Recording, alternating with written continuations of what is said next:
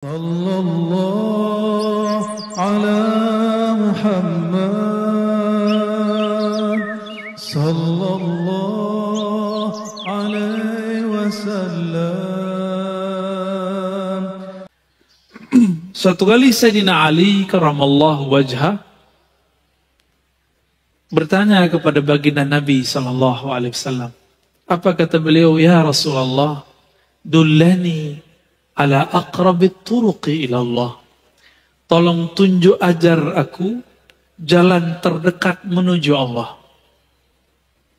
Jadi kalau kayak sekarang ini banyak yang nanya, Ustaz, Buya, Kiai, itu kalau nanya ke ulama, gimana cara cepat kenal Allah? Sama, Sayyidina Ali nanyanya begitu. Jadi boleh nggak nanya begitu? Bukan boleh lagi Pak, diharuskan. Zaman udah begini, ya. Covid menyerang kapan saja, maka kita harus siap dengan ma'rifatullah. Apa jawaban Nabi? Oh, dia tambahin, wa ashaluha ala ibadih. Cepat, ringan. Enak ya? Cepat tapi jangan berat. Itu sukanya antum kan? Kalau antum kan nggak mau disuruh puasa 40 hari kan nggak mau. Melek 20 hari kan nggak mau. Disuruh zikir 70.000 kali kan nggak mau. Maunya yang paling cepat, paling mudah. Wa afdaluha indahu, dan lebih afdal di sisi Allah Subhanahu wa ta'ala. Jadi 3 sekaligus, lebih dekat, lebih ringan, lebih tinggi di sisi Allah. Ini pinternya Sayyidina Ali kalau nanya. Apa kata Nabi? Alaika bimudawamati dzikrillah sirran wa jahran. Wahai Ali, hendaklah engkau melanggengkan zikir baik sir tersembunyi ataupun jahar. Gimana Pak? Melanggengkan itu gimana? Setiap pada sholat kah? Pagi sore kah? Terus. Ada target-targetnya. Apa jawaban Sayyidina Ali? Ya Rasulullah, qulun nas zakiruna fakhussani bisyai'. Kalau itu semua orang juga tahu. Tolong beri dong yang spesial. Mumpung mantunya Rasulullah ya. Apa kata Nabi? Afdalu ma qultuhu ana wan nabiyyuna min qabli la ilaha illallah. Yang paling afdal, yang paling cepat, yang paling ringan, paling tinggi di sisi Allah, yang dulu dibaca oleh para nabi, dan sekarang aku juga mengulang kembali. Apa itu? La ilaha illallah. Seandainya kalimah ini ditimbang, maka semua langit bumi dunia itu kalah. Maka kalau ada, mohon maaf, antum ini ahli dakwah, kenapa dakwahnya tidak mengena di kolbu jamaah? Mungkin kurang kuat kalimatullah, kurang banyak tabungan la ilaha illallahnya, sehingga kalamnya nggak berat, kalamnya cuma masuk telinga, keluar telinga. Tapi kalau sudah di dalamnya ada dapur kalimah la ilaha illallah, kalamnya hangat, kalamnya berat. Karena tumbuh dari kolbu, masuknya ke dalam kolbu. Wala taqumul qiyamah ala wajhil ardi man yaqulu la ilaha illallah. Kiamat tidak terjadi jika masih ada di bumi yang baca la ilaha illallah. Di hadis Imam Muslim, Allah, Allah, begitu kalimatnya. Coba, para ulama kita itu mengatakan, Imam Ibn Arabi, Imam Ghazali, manusia itu adalah alam kecil.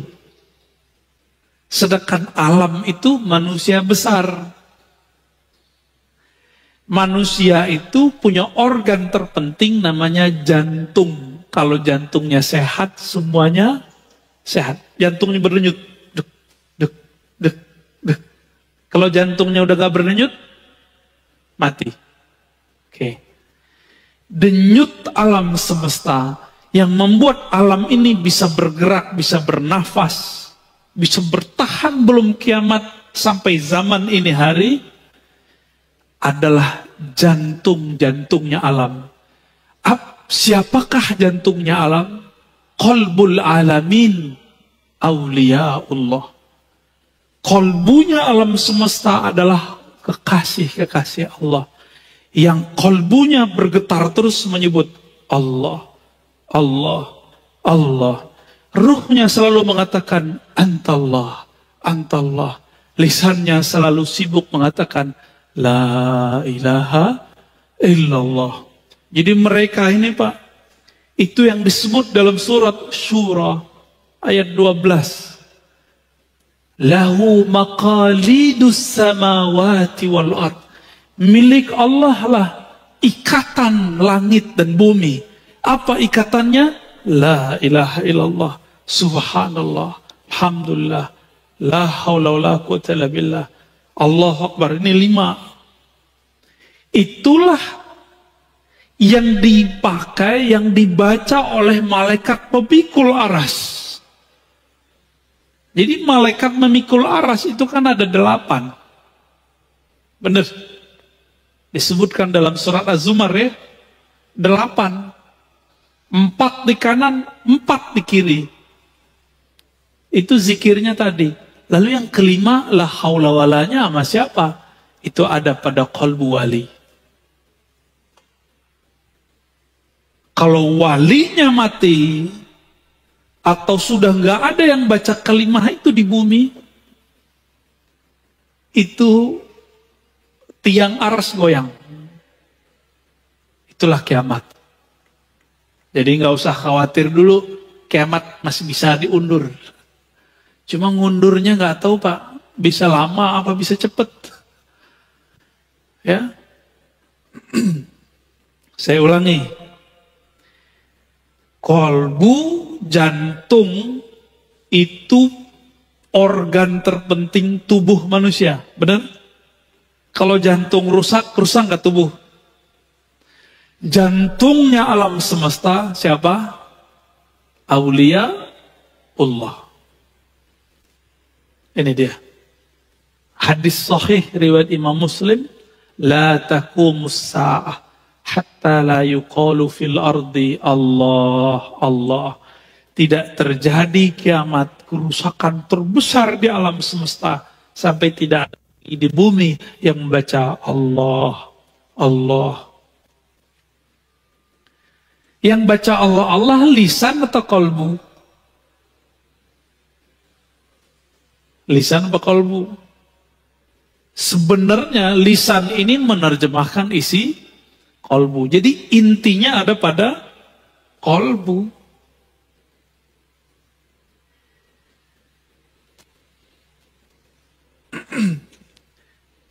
Lalu Sayyidina Ali nyundul lagi, nanya, wahai Rasulullah, itu kalimah saya tahu, tapi tekniknya gimana?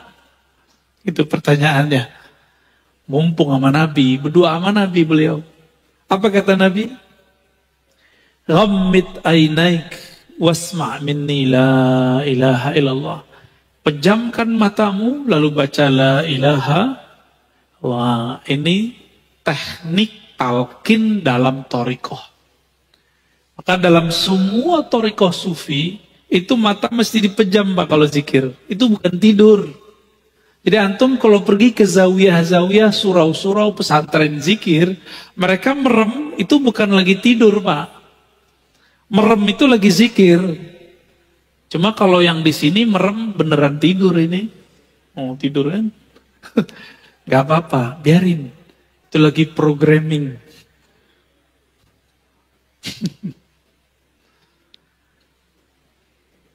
Summa fa'ala dzalika birafis saut ya. Dibaca 3 kali, Nabi bimbing, diulang. Berapa kali? 3 kali. Birafis saut, dengan suara yang tinggi. Inilah dalil bahwa talqin boleh dengan suara keras. Ya. Sedangkan yang tadi dalil kalau talqin suaranya agak lirih, pelan. Ya. Maka tidak ada thariqat sufi kecuali lewat jalur Sayyidina Ali. Dan itu ahlu sunnah. Kenapa? Karena Nabi pernah mengatakan, Ana madinatul ilmi wa aliyun babuha. Aku adalah kota ilmu, Ali pintunya. Maka tidak ada thariqat di dunia, thariqat zikir kecuali lewat Sayyidina Ali. Hatta Naqsyabandi itu jalurnya dua. Abu Bakar As-Siddiq, Sayyidina Ali radhiyallahu taala anhuma ajma'in. Ya. Ini masih banyak nih metode-metode zikir yang ada di dalam kitab ini, ya. Lalu apakah talqin atau baiat itu khusus buat laki-laki? Tidak, juga perempuan. Karena waktu baiat Aqabah itu perempuan ada yang hadir. Apakah khusus dewasa? Tidak, boleh anak kecil. Kalau anak kecilnya siap. Bahkan anak kecil itu kalau dalam ilmu neurologi, gelombang otaknya itu bukan beta, tapi theta. Maka anak kecil ini gampang dibawa zikir. Gampang ya. Lebih cepat mereka Pak daripada kita.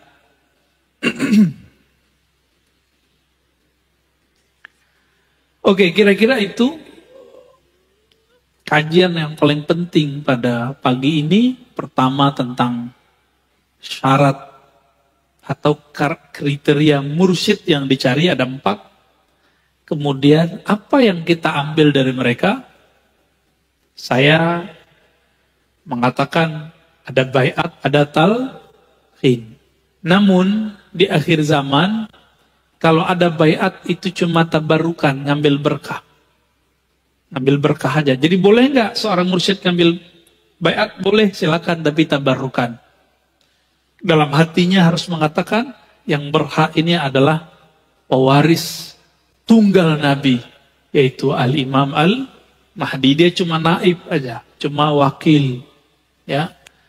Lalu kemudian yang ketiga, ada macam-macam metode talqin, ada berjamaah, ada pribadi.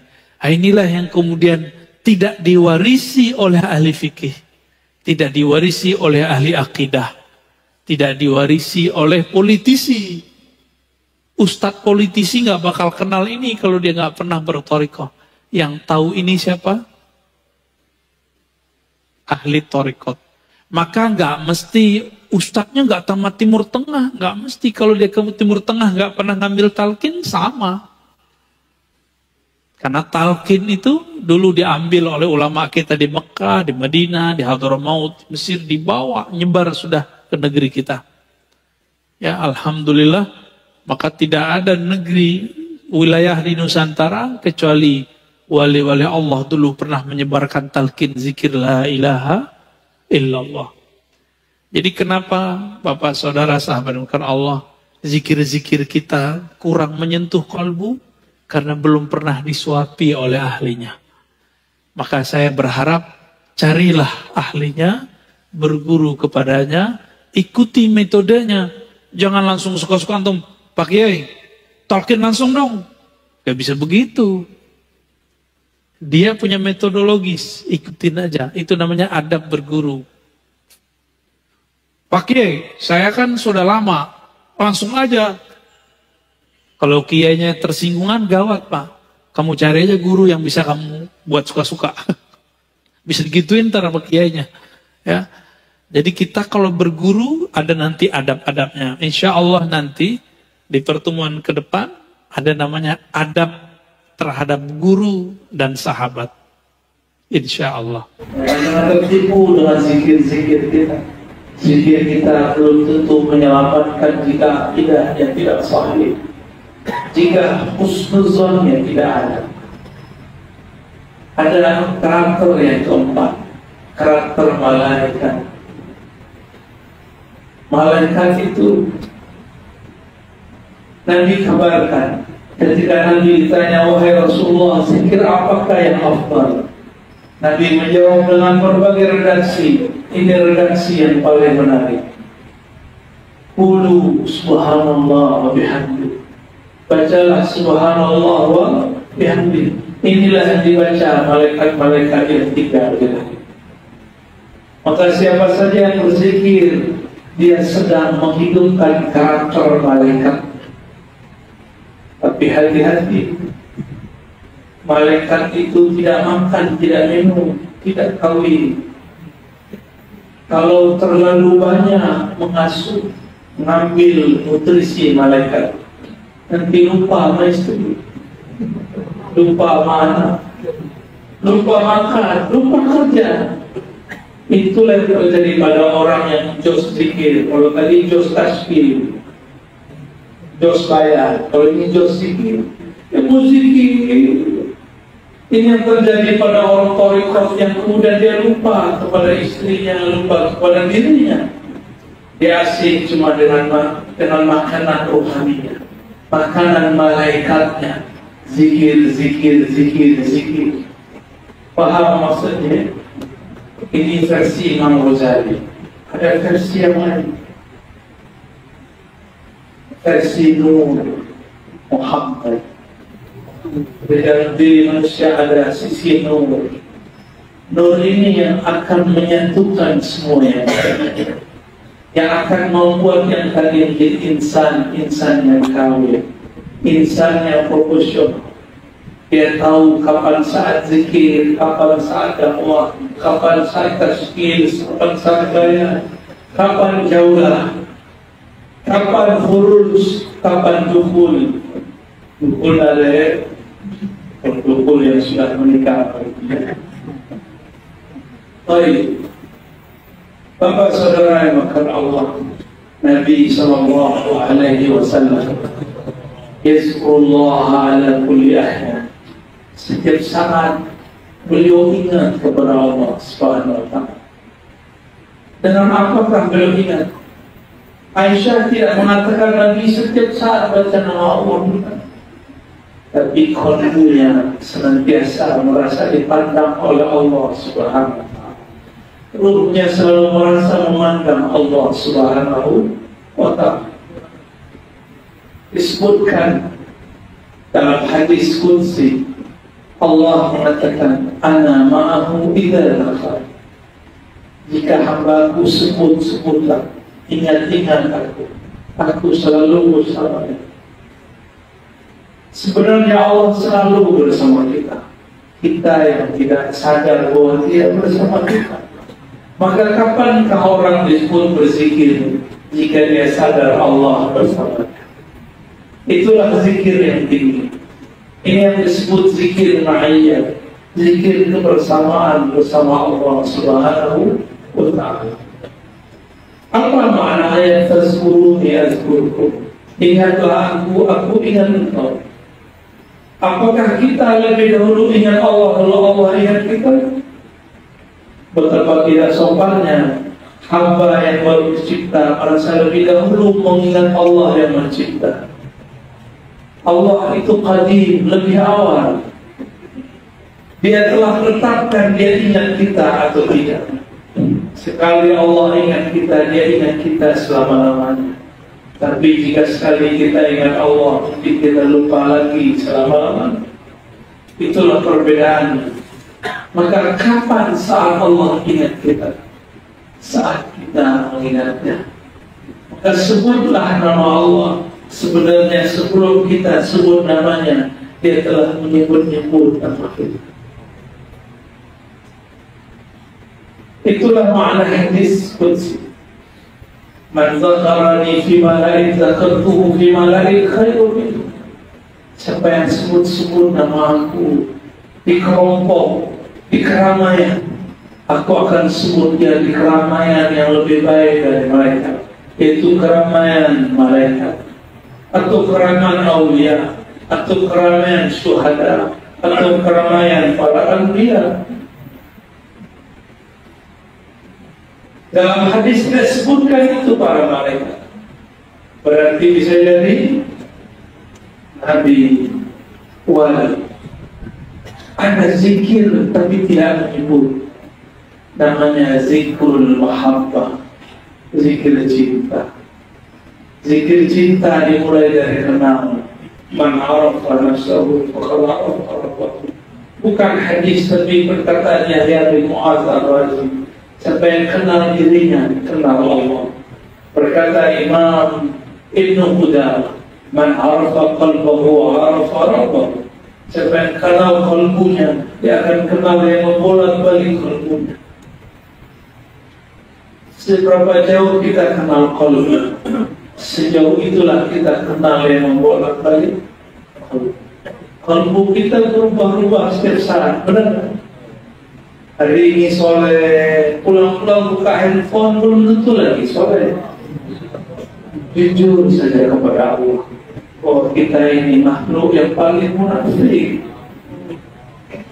Lain di depan, lain di luar. Di depan kita tunjukkan semua kesolehan, karena manusia melihat kesolehan.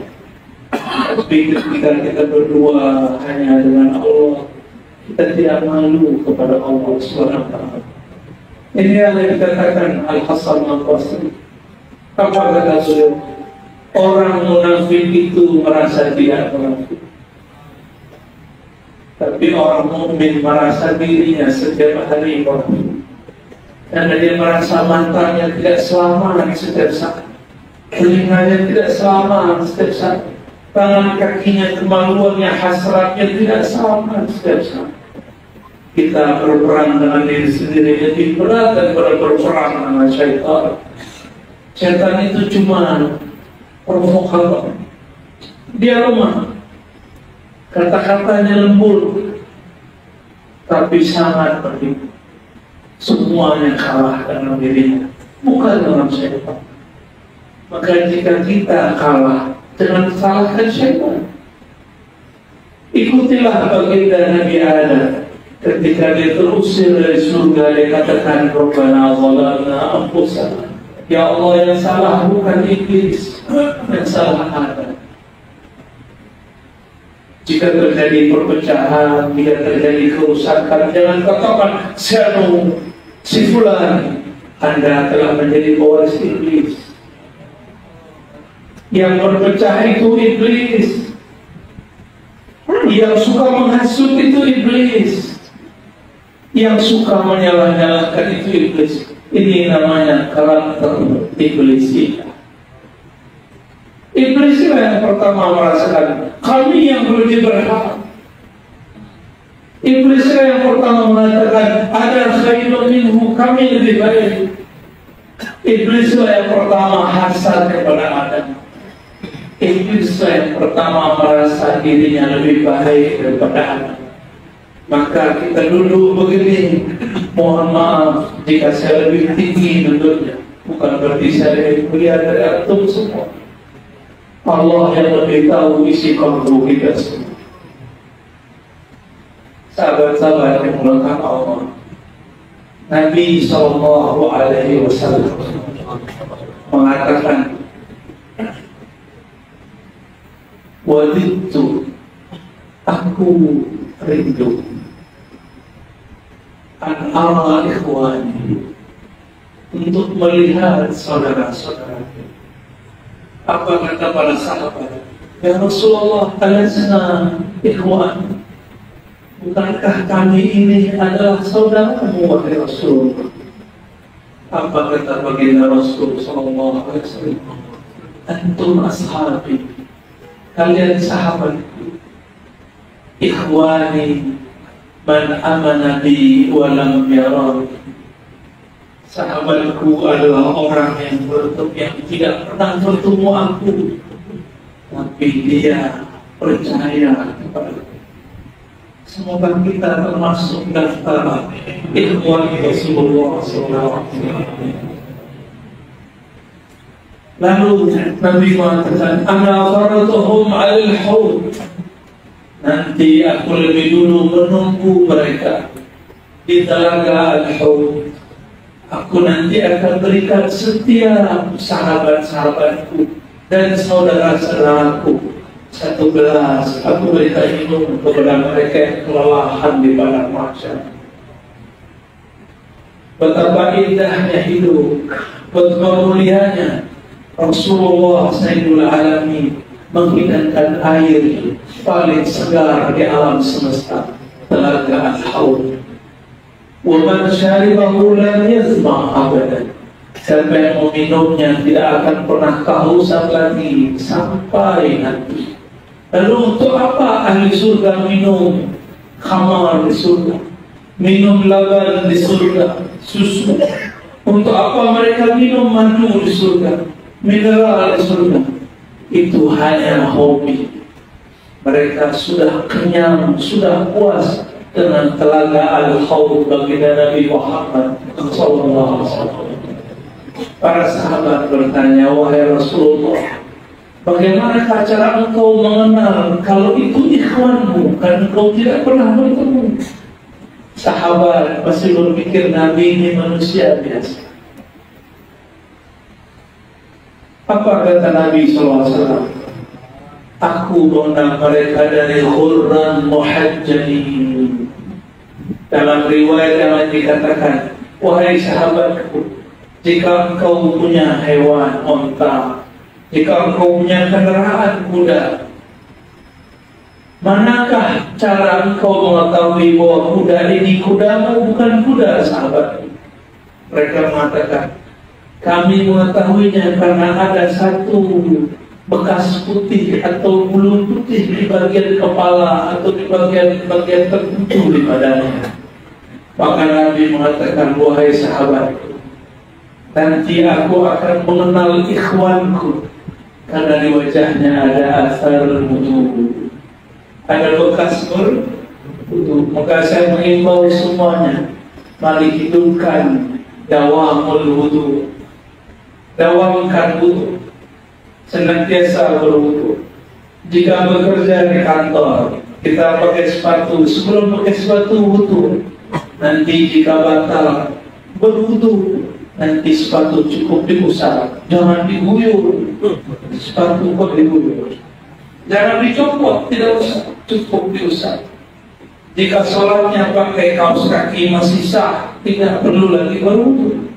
Tapi jika copot kaos kaki, harus berwudu. Nabi mengenal kita lewat asar wudu, bekas wudu. Coba jaga wudunya. Wudu itu ada akar kata dia, tomo, artinya silam. Maka Nabi dari jauh melihat itu umatku, di wajahnya ada cahaya wudu. Orang jika berwudu, kata Nabi, yakhruj dzunub, maka keluarlah semua dosanya dari satu tetes air yang mengalir di tubuhnya. Apa maksudnya? Orang berwudu itu adalah orang yang tahu. Makanya pada wudu kita berdoa, Allahumma ja'alni minat tawwabin. Maka ada orang yang tidak terlihat banyak wudu, tapi di kalbunya ada cahaya taubat. Itu juga Hurran Muhajjalin. Di kalbunya ada cahaya. Mereka akan diselamatkan Rasulullah SAW.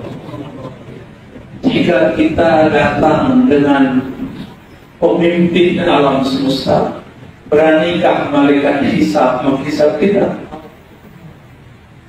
Jika kita datang dengan zat yang zat itu dicintai oleh pemilik alam semesta, beranikah malaikat mizan menimbang untuk menimbang kita? Jika kita masuk alam kubur bertemu mungkar nakir, tapi kita punya stempel, saya ini ikhwan Rasulullah, beranikah mungkar nakir membentak kita? Jika dibentak, dia akan dimarahi Rasulullah SAW.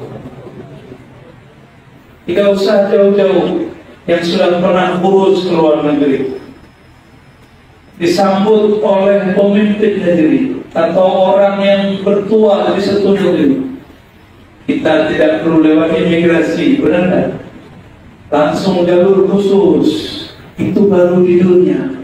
Jika kenal tuan di sana, sayyid di sana, syekh di sana, pemimpin di sana, maka kita masuk tanpa hisab, tanpa azab, tanpa ditaruh imigrasi, tanpa dituduh sebagai korupsi, apalagi sebagai teroris.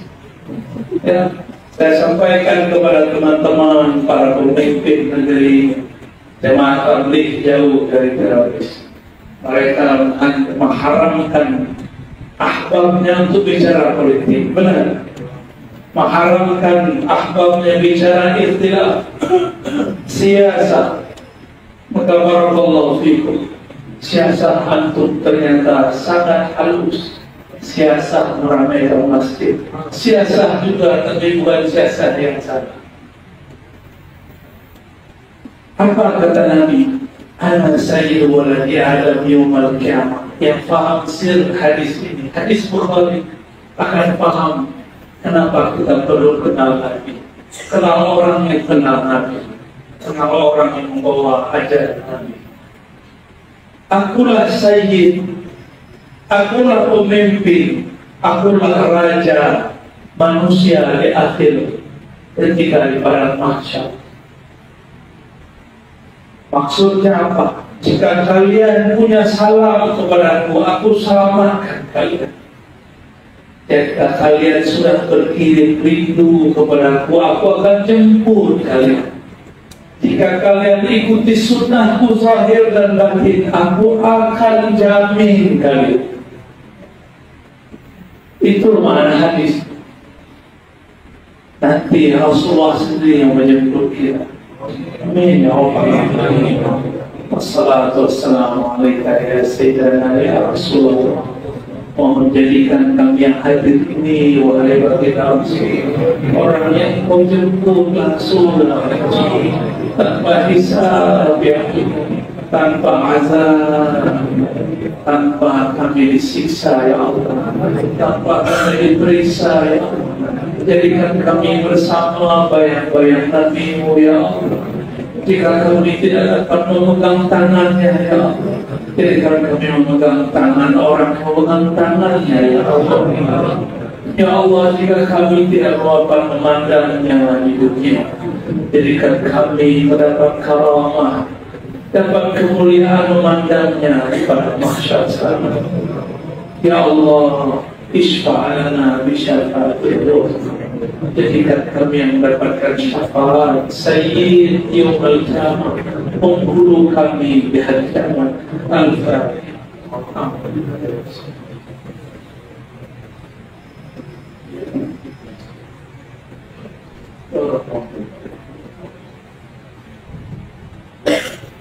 Inilah penutup hadis yang mau saya sampaikan.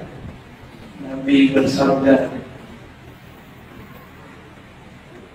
"Awlaakum bi yaumil qiyamah aktsarukum shalatan 'alayya." Orang yang paling aku utamakan nanti adalah orang yang banyak berkirim rindu. Aktsarukum shalatan. As-salah min as-silah. As-silah yani mengirim hubungan rindu, hubungan sayang, hubungan cinta. Maka saya ijazahkan yang hadir, salawatlah setiap hari 313. Katakan sallallahu ala sayyidina, sallallahu ala habibina, atau assalatu wassalamu alaika ya sayyidi ya Rasulullah. Salam atas engkau wahai baginda Rasul sallallahu alaihi wasallam. Baca 313. Insyaallah, jika kita tidak termasuk pejuang akhir zaman, semoga kita dikumpulkan bersama mereka. Inilah jumlah para nabi, itulah jumlah ahlul badar, itu juga jumlah nanti yang membersamai Al-Imam Al-Mahdi. Jika kita bukan bagian mereka, semoga kita terhubung dengan 313. Amin ya Rabbal alamin.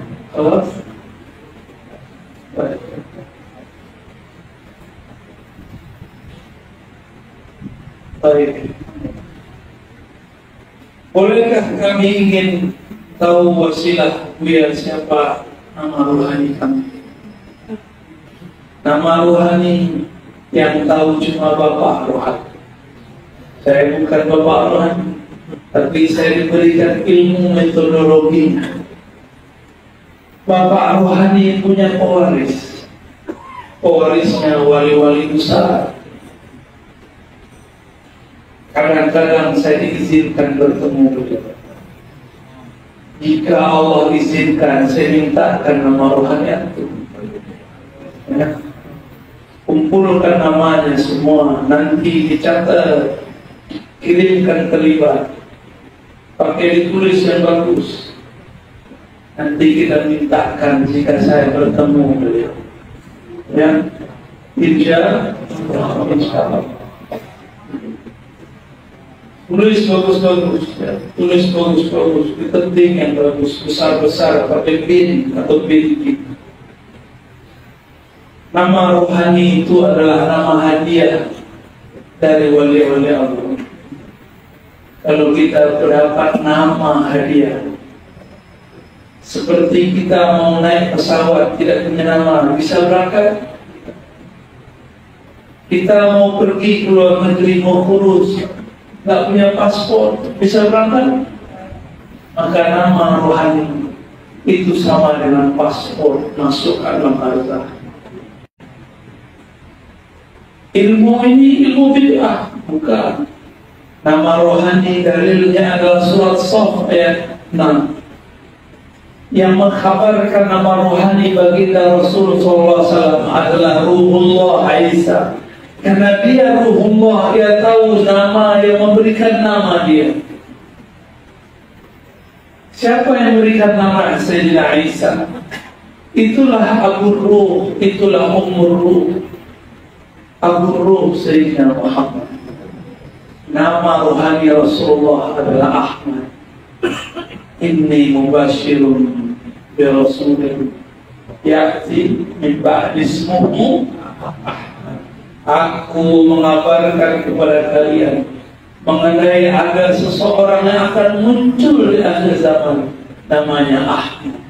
Maka Nabi Muhammad temerutnya Ahmad. Di akhir zaman Al-Imam Al-Mahdi, dia juga adalah pewaris Ahmad. Namanya juga tidak jauh-jauh dari Muhammad dan Ahmad. Tapi nanti akan banyak yang mengaku namanya Muhammad dan Ahmad dan dia mengaku Mahdi. Ternyata dia Mas Mahdi.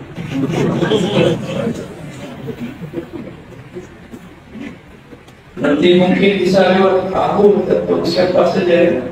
Ini akan banyak nanti. Saya diizinkan beliau dan mengatakan jika ada orang minta nama kumpulkan saja. Jika Allah izin saya akan tulis. Saya mau ngasih nama anak satu, pusing 1 jam. Dia 1000 nama 1 hari. Orang ini yang ahli namanya.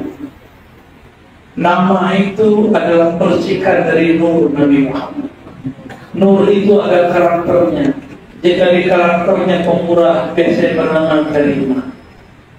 Jika karakternya perindu, bernama Muhib, pecinta. Ada semua karakter. Jika dia adalah guru di alam azali, di alam jabarut, maka dia bernama Maulana. Ada nama-nama begitu. Itulah nama ruh. Dan itu bukan bid'ah, dalilnya surat Shaf. Ya. Bolehkah kami izin ijazah dari Buya? Karena kami selalu menonton kajian lewat Thariqat Al-Yutubiyah.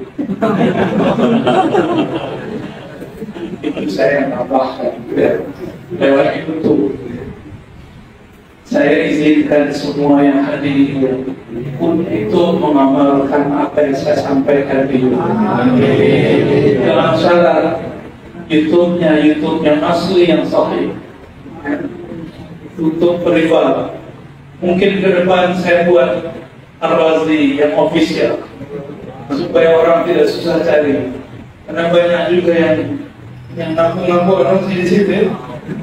Ini karena usul para akhbar, para ikhwan. Kalau tidak, saya tidak suka. Saya tidak suka disebut narasi ofisial. Apa itu? Lain soal. Saya tidak suka yang itu. Tapi karena untuk dakwah kita boleh. Silakan amalkan jika itu berkenan di hati. Kirim Fatihah untuk Nabi, kirim Fatihah untuk guru-guru, salawat kepada beliau sallallahu alaihi wasallam. Insyaallah dalam kita dibimbingnya. Bolehkah kami tahu Buya bertarekat apa? Ini namanya apa? Tempo, tempo. Jadi tempo juga ya. Saya minum dulu ya. Susu, bukan sepatu.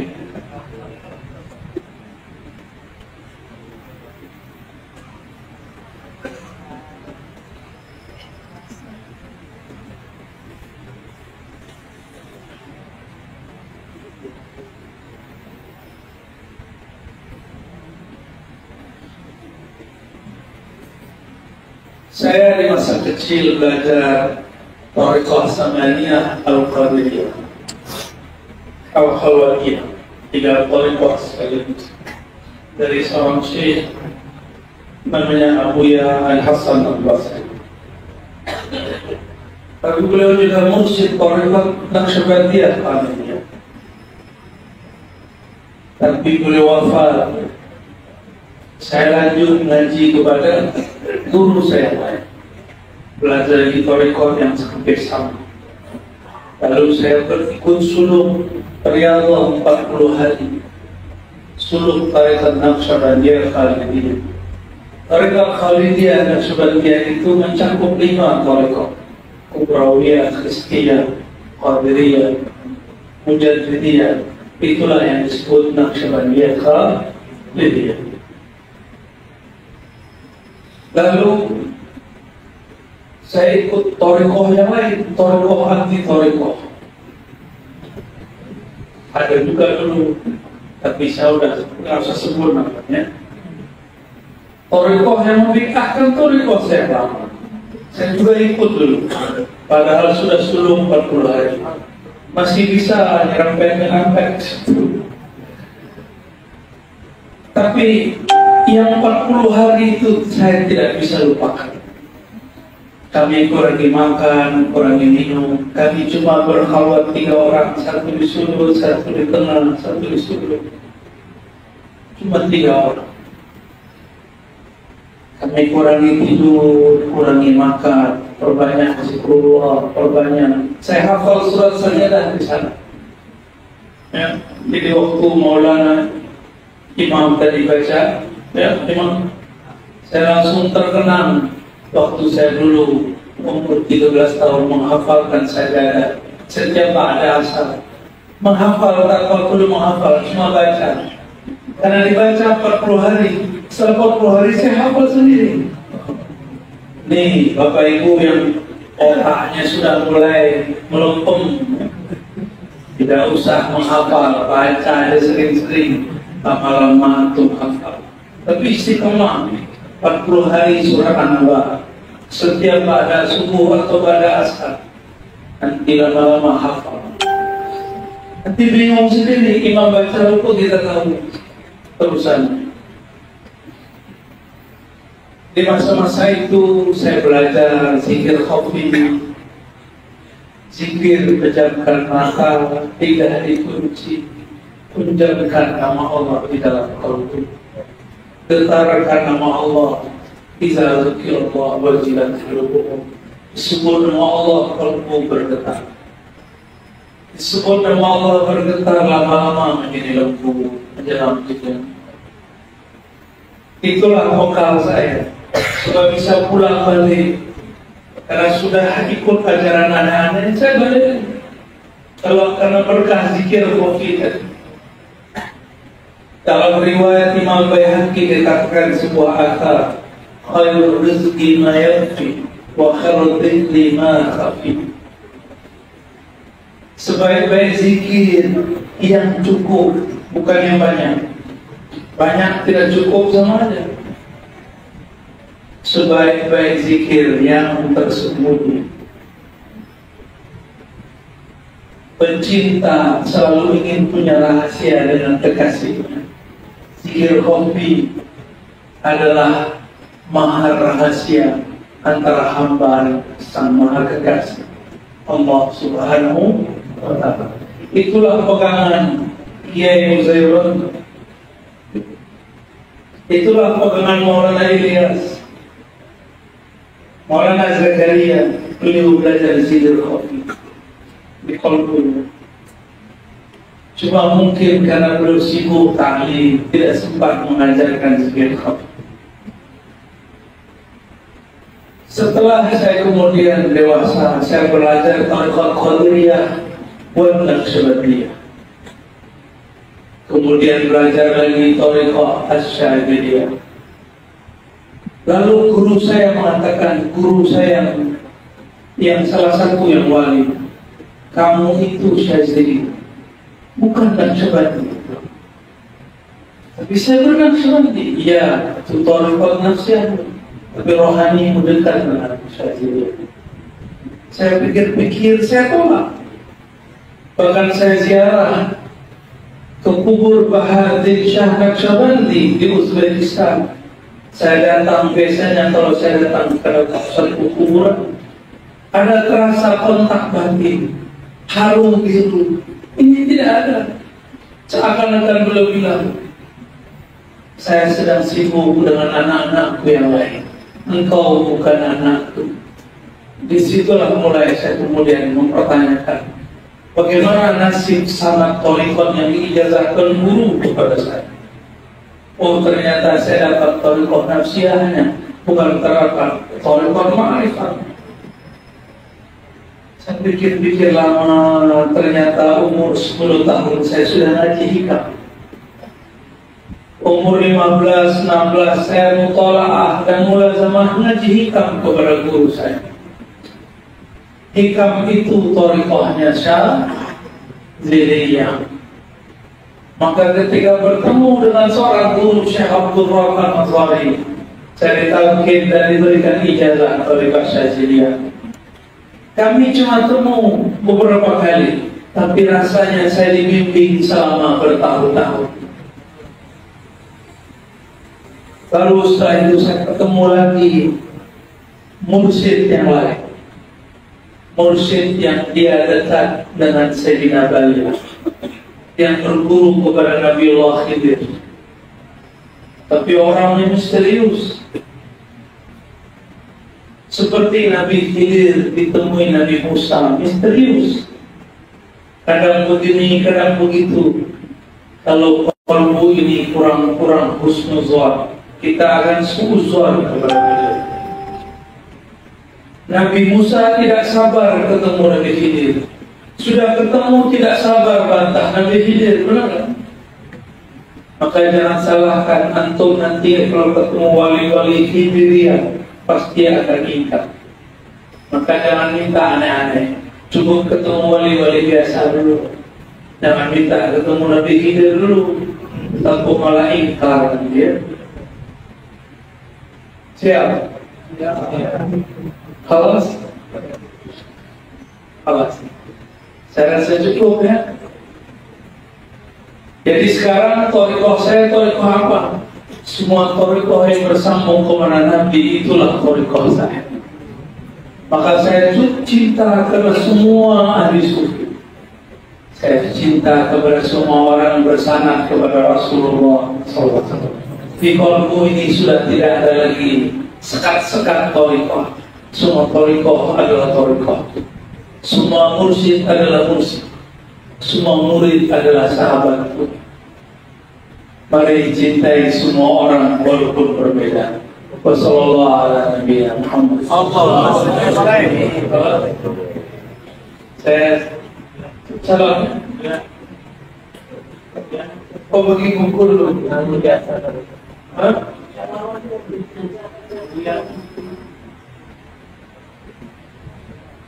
Nanti ditulis Maulana Sallallahu ala habibina Muhammad. Itu yang bercanda. Ada terjawab. udah gitu ya. Afwan. Sallallahu ala habibina. Ini saya mau kasih cerita.